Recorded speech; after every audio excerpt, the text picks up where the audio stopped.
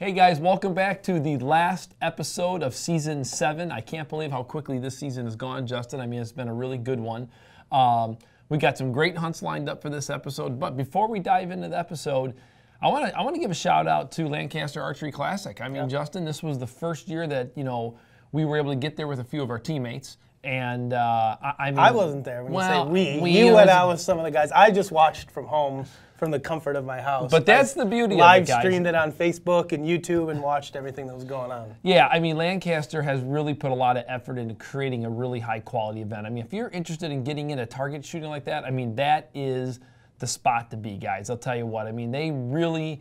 they boosted up. I mean, I feel like you're at the Tour de France or you're at some sort of big sporting event. It's awesome. I mean, I don't know why you're laughing. You would use the cycling, I love cycling tie in there, but no, man, it looks like a a great event. They're doing a heck of a job with the live coverage and with our guys there, covering the event and trying to really build target archery. Whether you're a bow hunter or not, shooting a bow is fun, right? And target archery and indoor archery really allows you to kind of extend your season, give you something to do when it's not hunting season. So it looked like a cool time. Well, yeah, and speaking to the bow hunter class, Justin, specifically, I'm going to throw this out there. We are definitely going next year.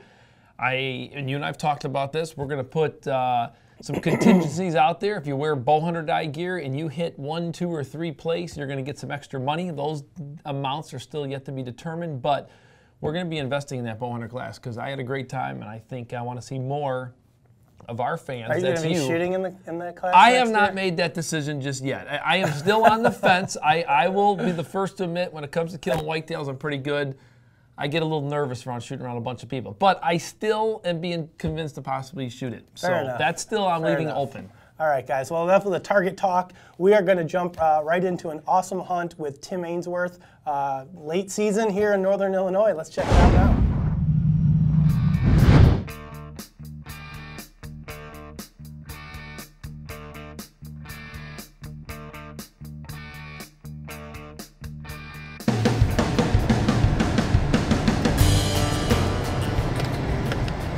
All right, guys, good evening. It is January 7th, 2017, and we are en route to our local property we call the South Farm.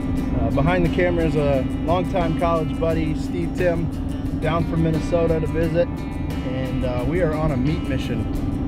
Steve did some muzzleloader hunting up in his home state of Minnesota and just didn't have the luck he was looking for, and him and his wife do love the tasty meat called venison, so we're going to try and knock down a doe, maybe a mature buck if we get lucky this afternoon, and quarter that out and have it go on back with Steve as he heads to Minnesota. Troy's about 50 yards ahead of me in his truck. He's on the mission as well. Maybe we'll get 2 deer down this afternoon if we're lucky, but we're just hoping for one. So we got about 2 minutes till we're there. We're gonna get dressed up. It is chilly, about 15 degrees with a fairly stiff wind coming out of the west-northwest. So we're gonna get dressed up, get geared up, and head on out. See you in the tree. Bow hunter down.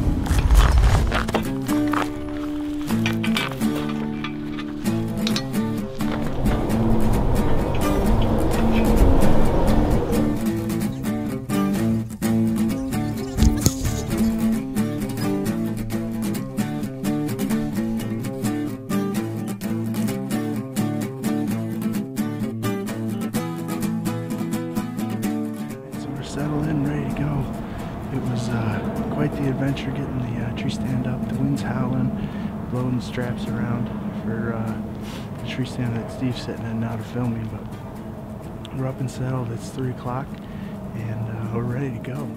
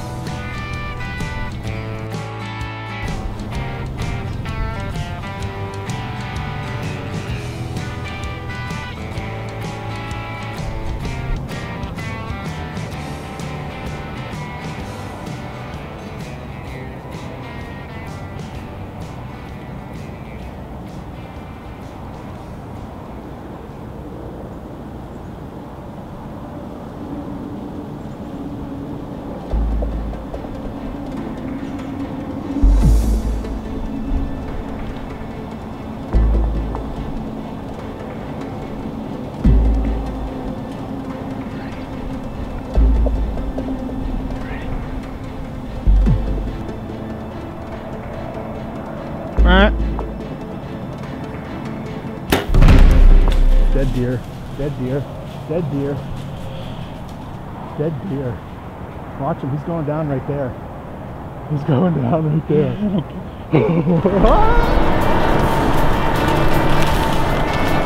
Yes, Jim. Yes, Jim. Atta boy, baby. Look at that. Yes, Tim. Atta boy. What a year for him. Holy cow. Congrats, buddy.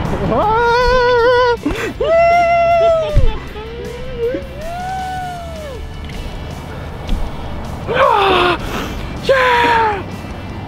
Second fuck of the year, baby! Oh, man! Oh! Dude, right in the boiler room. Right in the boiler room. I just picked it up in frame right when you went, Oh. scooted across, and that one was like staring at us, and I'm like, I want to jerk this thing. But you got it though, you think, right? Oh, yeah. Oh. Yeah, it's dead center. And BAM! Fuck on the ground! How do you like that? Oh, that deer, I don't know who he is. He's beautifully white. He's got decent mass. I saw, trying to judge him in here in the thick stuff, and he was catching a wind, or he saw us. Those deer were acting really funky. I don't know what was going on there. probably didn't help that we got a war zone about 200 yards away. Right? But as soon as he stepped out at that 35-yard mark, which was what I hoped it for, I saw that brisket, and I'm like, I gotta shoot that deer. I'm stupid not to. So it looked like a great shot. I mean, I think I put her right in the boiler room, and I'm pretty sure we got a buck down and some meat going to my brother to Minnesota. Oh man, what a freaking crazy! That was incredible, man. It's like 10 degrees outside. I never wear gloves. And those deer, we spotted them. I mean, it had to be a half hour.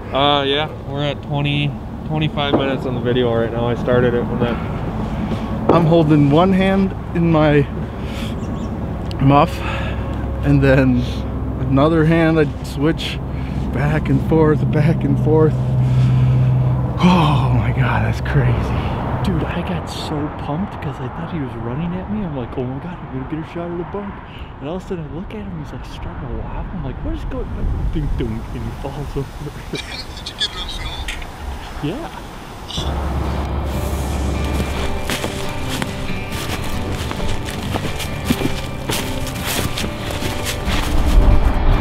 There he is. See that white belly up there? Oh yeah.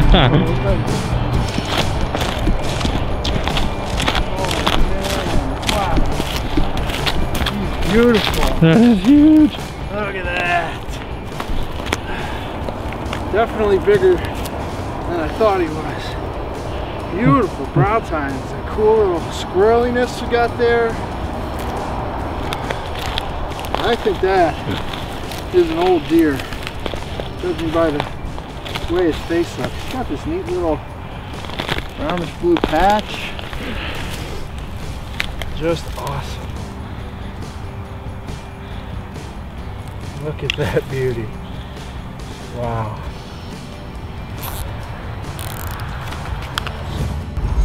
All right, guys, so here he is. We went back to the truck, grabbed the Cyclops lights, and decided to follow the blood trail to see if we could find the arrow. But unfortunately, we couldn't. The blood trail was absolutely amazing, though. Blood was spraying out both sides, really easy to follow. The hunt overall was absolutely amazing. You know, my buddy from Minnesota came down to visit. Troy was able to come out with us, just good friends hanging out with the mission of getting some meat in the freezer for Steve. And to end it this way with a second buck for the year is just absolutely amazing. This year, 2016, 2017 has been my best by far. Shot the biggest buck in my life, and this is the first double. Just couldn't ask for anything better. Spending time with good friends out in the beautiful outdoors and tagging out here in Illinois. Got a lot to look forward in the upcoming year, but until then, bow hunt or die. The first thought that went through my head when I first watched that hunt was, that was an awesome shot. I mean, picture perfect, just, man, right behind the shoulder, 8 inches up from the bottom. I mean, that is when you know you are in the money. And it doesn't matter how much you yell afterwards and yell dead deer, it doesn't matter. You're not going to spook that deer. When I heard that, down. when I heard that dead deer, I'm thinking, man, did Brandon make a mistake with the footage and have two audio tracks laid over each other? But that was actually him saying that line. Yeah, I don't know that I would do that. I will admit that was probably the most excited I've ever seen Tim in a tree. He's usually a pretty reserved guy, and I don't know if it was just, the buildup of the whole season. We're getting towards the end. His buddy's in town. A deer shows up that they had never seen before. They had no pictures of. Right. Late season, puts a perfect shot on him. I probably would have been that excited too, but it was entertaining to watch anyways. Yeah, but then, Justin, I mean, come on, are you kidding me? To top it off, to be Troy hunting a couple 100 yards away, whatever it was, Right. and then the next thing you know, and I can only imagine Troy, you're sitting there and all of a sudden you see antlers and you're like, oh Sure. man, here comes my opportunity. And then he dies right in front of him, and that's awesome. No, I was in a similar situation a couple years ago with my buddy Mike. We knew a buck was in the area. We were hunting like 200 yards from each other. All of a sudden I hear running through the brush. I see antlers coming. I get the camera, get the bow, and then the deer dies 30 yards from me because Mike had shot it, and it just happened to run my way. So I know the feeling. Troy, you're kind of happy for your buddy, right? You're like, oh, awesome, somebody got a deer, and then you're like, shoot, he's dead 30 yards from my stand. But man, heck of a season for Troy and Tim, really, for both of those guys. For sure. Well, next up, guys, we got a couple of great hunts with Kent and Mike Fitzgerald. Let's join them now.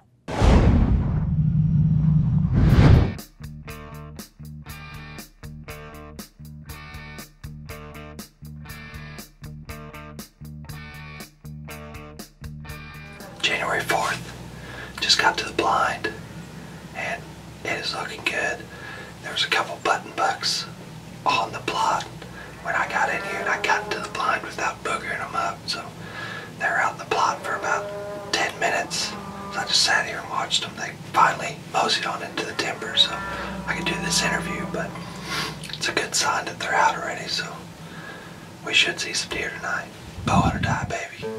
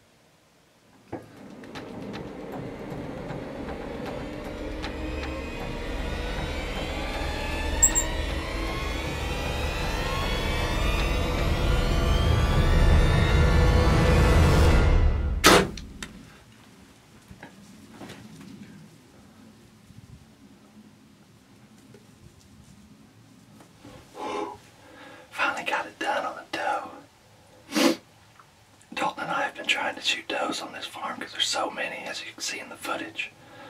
I bet you I had 30, 40 deer, I don't even know, in this plot. I let most of them filter by me, so I didn't clear the whole field. So more than half of them are already in the ag fields behind me. So a big doe gave me a good shot. She's slightly quartering away, and I think I just put it right through her heart. She did go but 10 yards. So bow hunt or die, baby. Meat in the freezer. I'm so fired up. Alright guys, well the evening of January 4th was pretty good to me. Dalton and I have been trying to get some does off this farm because the numbers are just so high, so trying to get the buck to doe ratio back in check. But the Black Eagle arrows and Spitfire edges did its job tonight. Short tracking job, glad to have my dad come along with me. Well, actually for the help dragging it out because she's a pretty big doe. But I'm a happy hunter, put some more meat in the freezer, and get a doe off this farm. Bow hunt or die, guys.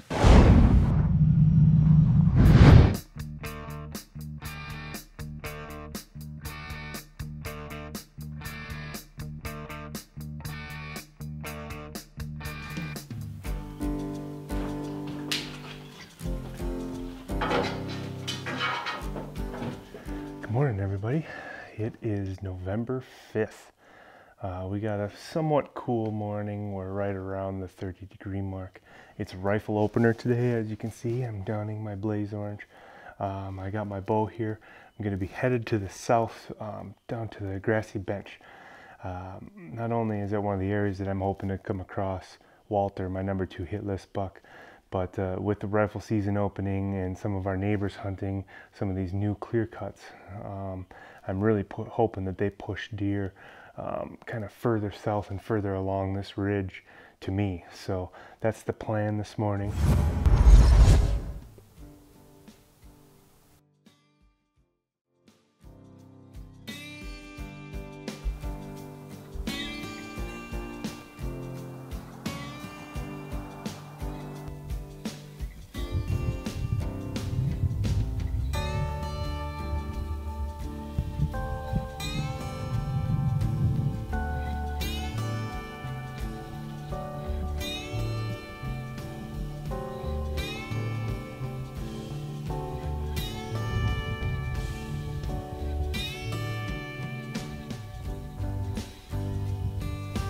Alright guys, I have a little buck bedded on the ridge up behind me here, just on the other side of my bow there. He's maybe 90 yards away.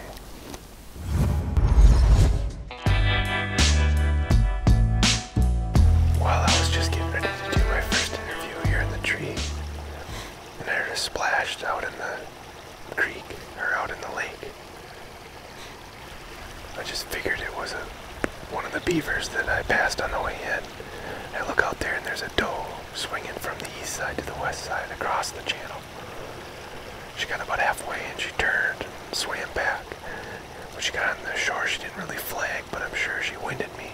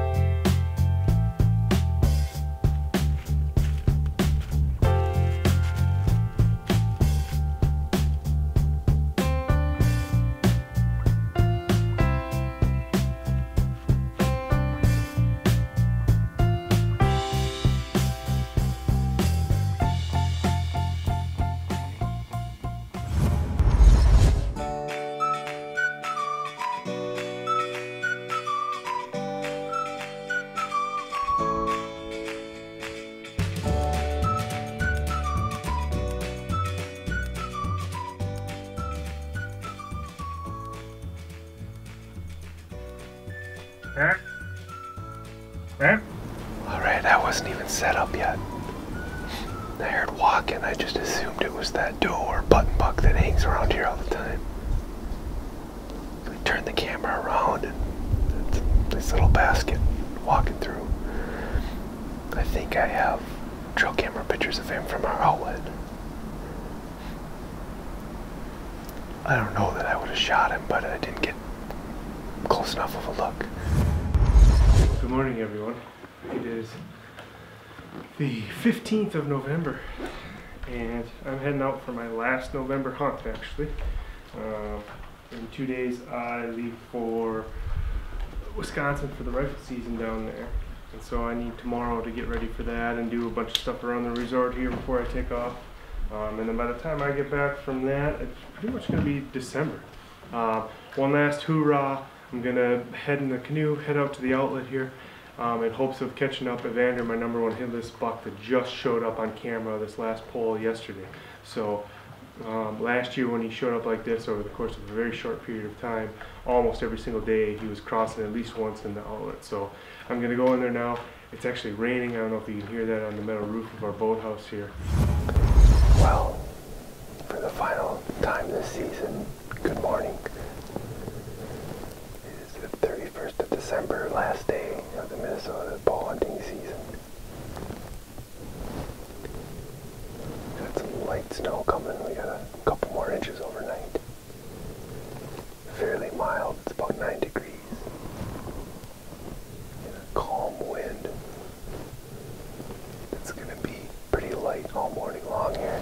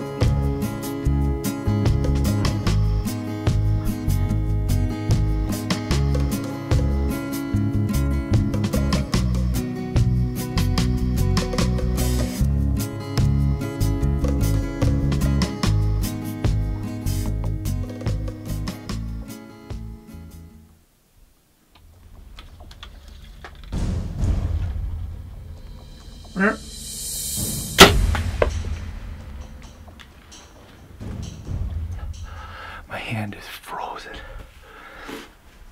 I had my hand on my bow that whole time. It had been a half hour. Oh man, she had me picked off. There's a deer just behind me, and she kept stepping on stuff and busting branches.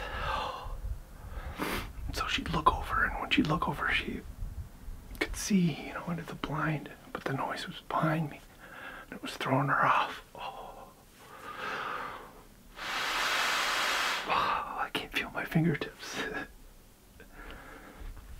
I'm shaking because of the cold, and now I'm shaking because of the adrenaline. Oh, please, please, please let it be a good shot. Luckily, I didn't get frostbite on my bow hand. It was pretty chilly. But right up here is a point of impact, and we'll pick up the trail. Alright.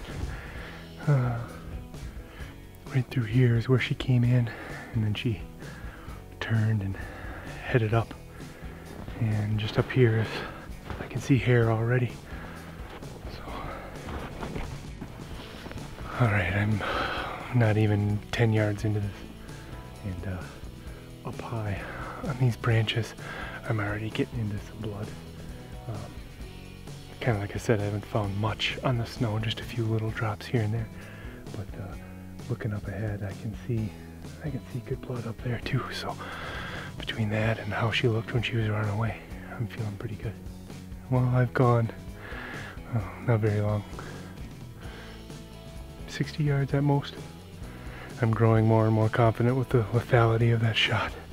I can see another 25 yards up ahead. I can see a big smear on a tree, bright red from here, so we'll keep at it.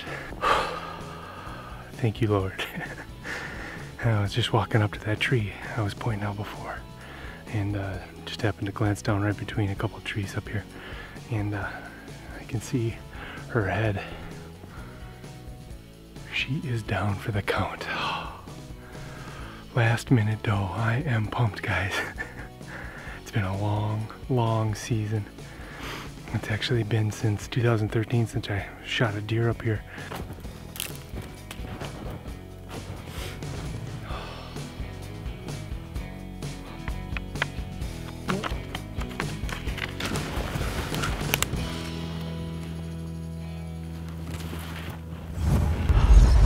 Here she is.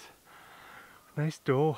I don't know that she's certainly not the biggest one. I know there's a couple around here that are huge, but she's probably a 2 or 3 year old. Yeah, she's got some good size to her. She'll be good food, that's for sure. As the trail went, I dropped my GPS tracker and she went about 70-75 yards is all. So it was a good hit, right about where I thought it was high, but it definitely went down in there. I'll be curious to see on the inside if I hit that off shoulder. The blood was covered with arrows from tip to tail, so even though it was sticking out, it either bled back at it or it made its way in and out as she was running. But I'm pretty happy. It's been a long season. I've logged probably right around 160 hours hunting, and that's not including my trip to Colorado filming Todd or my 9-day gun season in Wisconsin that I was down for. So I got a lot more time in the woods than I was initially thinking I would, and it finally paid off. Wasn't able to connect up with any of the big bucks that I was after, but I got meat in the freezer, and that makes me one heck of a happy hunter here in the big woods. So I'm gonna get her gutted up here. My dad, brother, and maybe a few kids are on their way right now. They'll help me with that process. We'll get her drug out of here and hanging up in the garage here. So that'll do it for my 2016 bow season. Thanks for sticking with me, guys. It's been a long season. You know, Justin, I can only imagine if you're sitting at home watching these two hunts. I mean, I think this is the coolest thing about Bowhunt or Die and the teammates that we have that put all the effort into being able to bring this kind of quality footage to you. I mean, you've got Kent up there, right? And I mean, you're sitting back in your chair and you're going, whoa! I mean, they're I'm like, how many deer are going to walk into this field in front of this guy tonight? I mean, and we've all had those hunts once in a while, probably except for Mike. But I don't know when I've had one of those hunts, to be totally honest. No, come on, you've had one of those. And it's awesome when they're coming in like that. And then you go and you look at Mike's hunt in a completely different area. I mean, they're probably 1,000 miles in between the two of them, or 800 miles, whatever, doesn't matter. And Mike is in wolf country, and he's lucky to see maybe 18, 20 deer a year. And he hunts a lot. And that's a good year. And that's a good year. But I mean, it's just that's the beauty of Bowhunt or Die, I think, is just being able to see all the different guys hunting whitetails in all these different areas. It's awesome. Yeah, well, then you've got Kent, you know, he makes a perfect shot in that doe. I mean, she literally doesn't go anywhere, basically knocks her right down. Great. That's when it's okay to say dead deer, at least in my... You know that deer is definitely not going anywhere. And then you've got Mike, you know, I think he had said in his footage he hadn't shot a deer or harvested a deer since 2013. Right. So you're looking at all of 14, 15, and basically all of 16, right? Because this is the last day of his season. So 3 years worth of not being successful. Finally gets a shot, makes a perfect shot. You know, we talked off camera. I mean, it's a difficult shot. She was quartering away pretty hard, but he put it in there perfectly, right at that last rib, angled up in there. She didn't go anywhere. So congratulations to those guys, you know, on a couple of really cool late season hunts, putting some meat in the freezer. So guys, that is officially the end of the hunting footage for season 7. Before we go, we've got more. We got some more stuff for you. We've right. actually got a really cool tech tip with my buddy Scott from HHA Sports. It's brought to us by the folks at Lancaster Archery Supply. So let's check that out now. Hey guys, today I'm here with Scott Bakken from HHA Sports, and we're going to be talking to you a little bit about a new offering that they've got for this year. Kind of a departure for HHA, kind of been known as the leader in single pin sights for a number of years now, but now they have a 3-pin option. So Scott, tell us a little bit about it, man. Yeah, it's kind of a hard left turn for us, but you know, it's something we've been asked for quite some time, and you know, we always have been a leader in the single pin category. Sure. But you know, for 17, we came out with a 3-pin version. So all of our sights for 2017 will be available in a 3-pin version. So that includes the Optimizer Lite, Optimizer Ultra, and the Kingpin. So you can get them in a single pin or a 3-pin head. Right, and the Kingpin's the one that we probably talk the most about here on the show. Most of our guys are shooting it, but you can see obviously now available in a 3-pin model. Scott, I mean, what would the typical application be for somebody that, you know, wants to shoot a 3-pin versus a single pin? I mean, it's the shooter that you know, either is just dead set on 3 pins, like they just have to have multiple pins, or they want to try a single pin, but you know, as soon as they try to go to a single pin, there's all those what ifs that come into their head and stuff like that. So, but I mean, really, I mean, the big advantage is, I mean, you have 3 yardages laid out for you. You don't have to make any adjustments to your sight, you know, or you know, for if you're going out west and you do want to shoot those farther yardages, but yet you don't want to have 5 or 7 pins clustering your sight window. Right. You know, 3 pins will fit perfectly in an 1 5/8 housing, and then if it's anything farther than what your bottom pin is, then you can go to your dial or your slide. Right. So the typical, you know, scenario would look something like, you know, you'd have your pin set at, let's say, 20, 30, 40 yards. You sight in your bow, you get the right tape. Your bottom pin kind of becomes your floater, and then if you want to shoot 50, 60, 70, 80 yards, you know, you dial it in to the correct range and you're ready to go. So guys, this is a brand new sight option for this year. It's available in both 19 thousandths as well as 10 thousandths options, available on all of the HHA adjustable sight housings. So if you guys are in the market for a new sight and you want to check one out, make sure you give HHA a look. Built right here in the USA, right in Wisconsin, backed by the best warranty in the business, so check them out.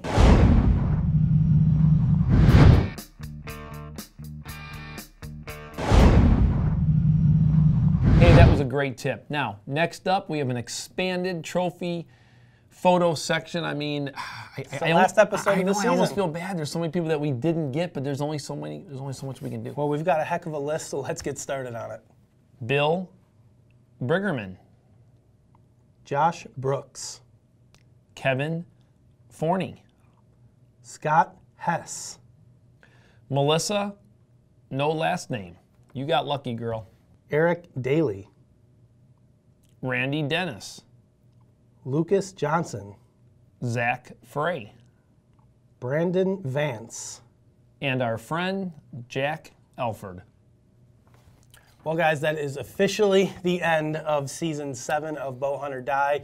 Thanks again to everybody who's been watching the last couple of years and making the show a success. Continues to grow every single year, you know, regardless of what platform you guys are watching on, whether it's our Roku channel, YouTube, whether you're watching it on bowhunting.com or downloading it through iTunes. There's an avenue for everybody. We make it as easy as possible for you guys to download the show, watch it wherever you want on the go. So thank you again for everybody that's watching. Todd, I know you have some updates on our upcoming event. You know, not just, of course, not just the people that watch the show, but, you know, also our teammates, you know, the ones that are sticking in there, working hard, and continually able to bring this awesome action to you guys.